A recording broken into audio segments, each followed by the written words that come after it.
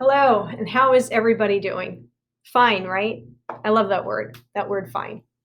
That word fine when we say, "How are you?" I'm fine. I've been working from home in isolation, but I'm fine. I saw a Facebook meme that there's a possibility my CEO may be evaluating the profitability of me working from home, whereby I never will see my office again, but I'm fine. But are we really? I mean, some of us have turned overnight into homeschool parents, something we never aspired to be. In fact, we're wondering, I don't know, when are these kids going back to school, right? But we're fine.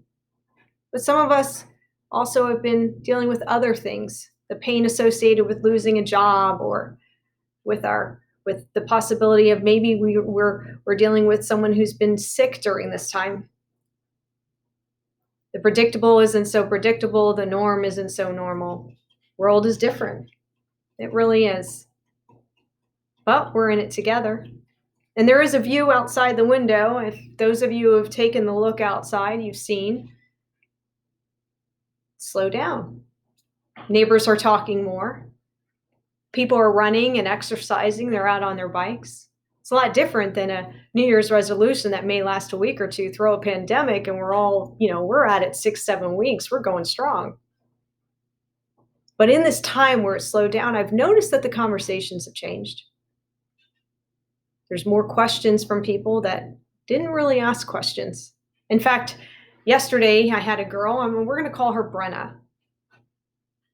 She came to me and she says, "Hey, my friend and I we're gonna do a book study together." Now this was interesting to me. I didn't realize how interesting because I thought, oh, okay, well, I read a lot. She just wants a book recommendation. I said, "Really, what book?" She says, "The Bible." Well, I know Brenda to be an agnostic. In fact, she's not so shy saying so.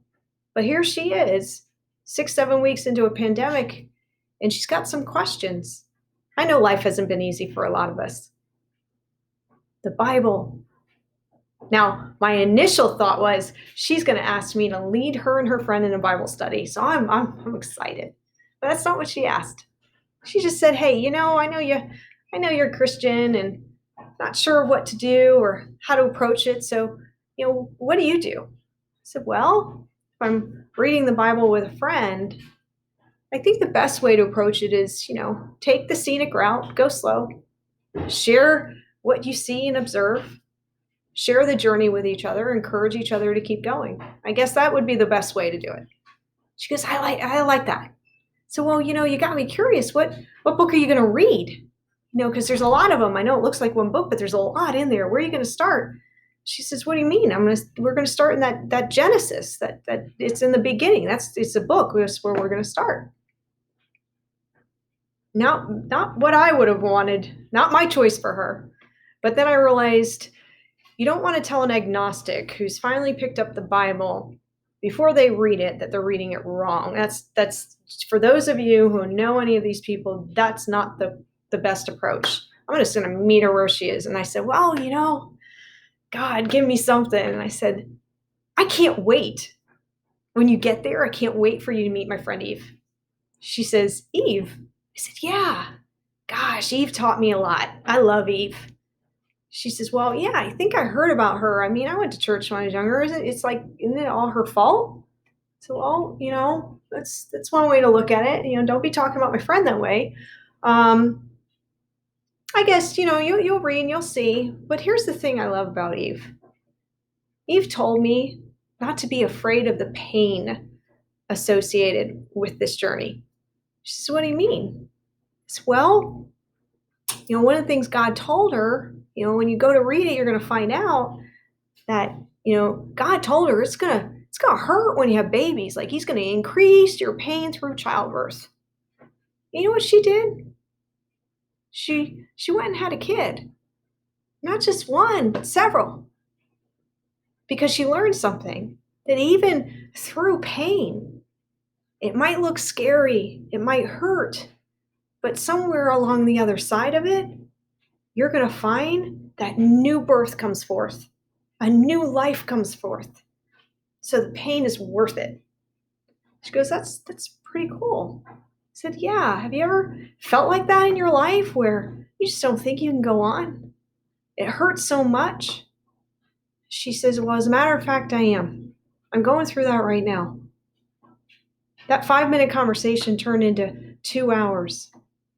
2 hours talking about how pain can move us into, provoke us into this pursuit towards a new life. There's a story in the Bible that I love just about that. In fact, I want to read it. And it's funny because the story was like my friend who came to me and asked a question just for 5 minutes of my time, and it took 2 hours. Quite the interruption, one would think. But there's this interruption as Jesus is moving into his next part of ministry, and something interrupts his walk. If you want to read with me, it's in Mark. You might know the story. It's when God heals the woman with the issue of blood. If you don't know the story, I want to read it to you because it's fantastic. In Mark 5, I'm going to start at verse 24. So Jesus went. A large crowd followed him and pressed around him. And a woman was there who had been subject to bleeding for 12 years. She had suffered a great deal under the care of many doctors and had spent all she had. Yet instead of getting better, she got worse. Gosh, have you ever done everything you think you're supposed to do? Maybe it has to do with a sickness, maybe it has to do with your job. But no matter how hard you go, it just doesn't seem to be getting better. You're coming to the end of what you can do on your own. It just isn't getting better. She suffered a great deal under their care, it says. Many doctors spent all she had, yet instead of getting better, she got worse. When she heard about Jesus, she heard about him.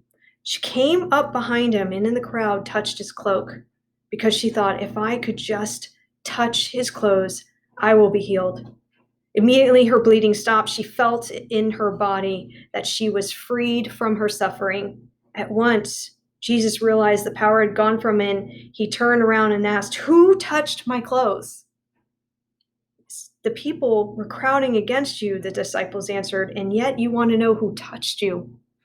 They're all here. Who touched you? But Jesus kept looking around to see who had done it. Then the woman, knowing what had happened to her, came and fell at his feet, trembling and with fear, and told him the whole truth.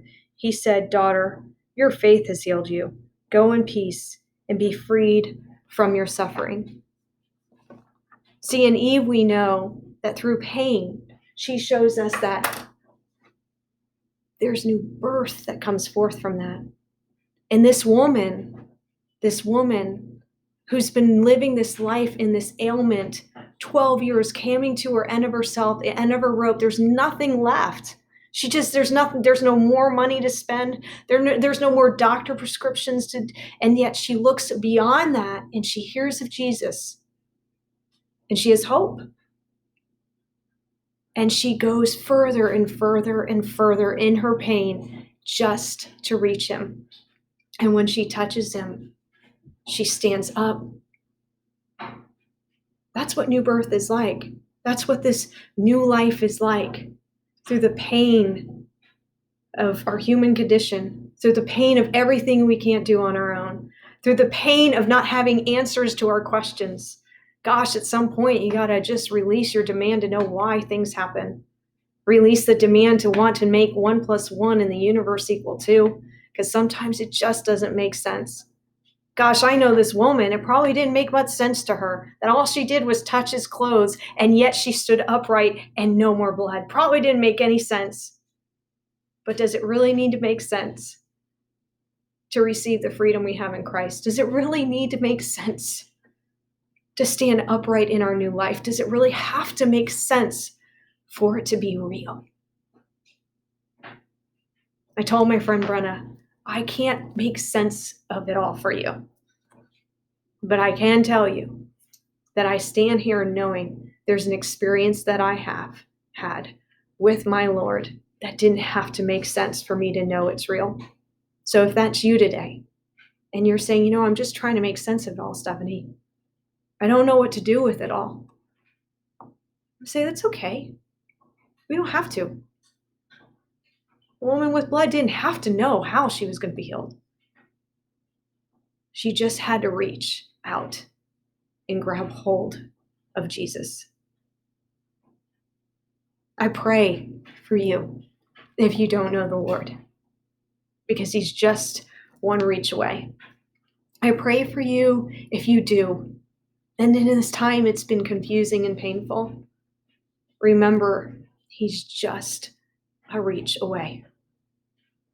And I pray for those of us who are standing still upright, and it's God who's holding us up, that when our friends like Brenna come to us, we give them the 2 hours because it's worth it. May God bless you.